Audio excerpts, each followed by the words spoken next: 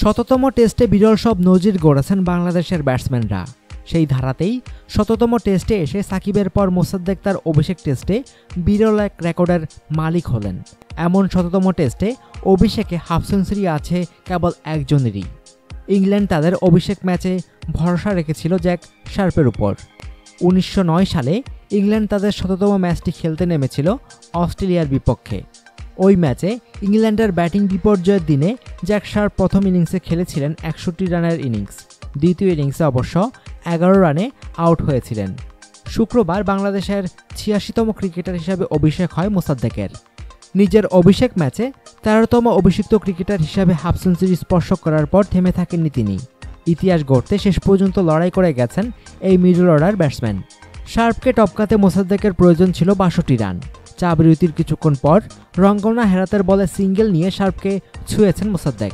এরপর আর 13 রান যোগ করে আউট হন তিনি। বিশ্বের শততম টেস্টে অভিষেক হওয়ার নজির আছে আরও 8টি। নবম ক্রিকেটার হিসাবে মোসাদ্দেক নাম লিখিয়েছিলেন এই তালিকাতে। এই তালিকার সর্বশেষ নাম জিম্বাবুয়ের কার্লস মুম্বার।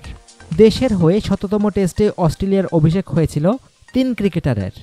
আর কেউই শততম টেস্টে নিজেদের অভিষেক ম্যাচে সেভাবে আলো ছড়াতে পারেনি। 1952 সালে খেলা অভিষেক ম্যাচে অস্ট্রেলিয়া 1 ইনিংস ব্যাটিং করে। প্রথম ইনিংসে ব্যাট করা বার্লো কার্কিক 4, সিড ইমরি 1 ও ক্লাউডি জেনিংস 32 রান করেছিলেন। এছাড়া বল হাতে সিড ইমরে একটি উইকেটও নিয়েছিলেন।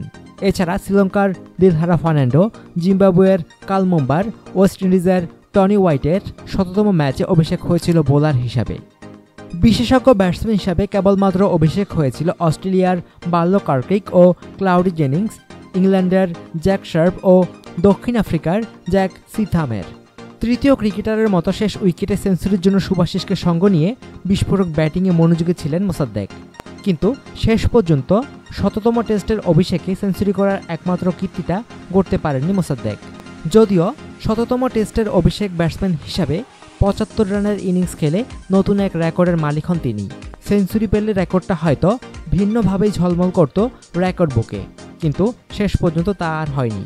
হেরাতের বলে স্টাম্পিং হয়ে সাজঘরে ফেরেন মোসাদ্দেক। যাওয়ার আগে 155 বলে 7-4 ও 2 ছক্কায় 75 রানের ইনিংস খেলে যান। টেস্টে অভিষিক্ত বাংলাদেশের ব্যাটসম্যানদের মধ্যে এটা 7ম সর্বোচ্চ সংগ্রহ। সেঞ্চুরি মিস করা জাবেদ ওমর, তামিম ইকবাল ও নাজিমুদ্দিনের পরেই তার অবস্থান। অন্যদিকে অভিষেকে 3 সেঞ্চুরি পাওয়া ব্যাটসম্যান হচ্ছেন আমিনুল ইসলাম বুলবুল, মোহাম্মদ আশরাফুল ও আবুল হাসান রাজু। 21 বছর বয়সী মোসাদ্দেক হোসেন প্রথম শ্রেণীর ক্রিকেটে 2135 রান করেছেন।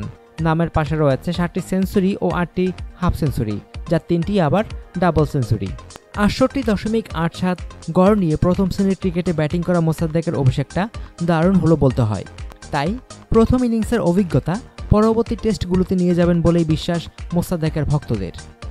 অনুগ্রহপূর্বক সংবাদটি শেয়ার করুন এবং খেলাধুলার সর্বশেষ খবর জানতে স্পোর্টস লাইট সাবস্ক্রাইব করে রাখুন।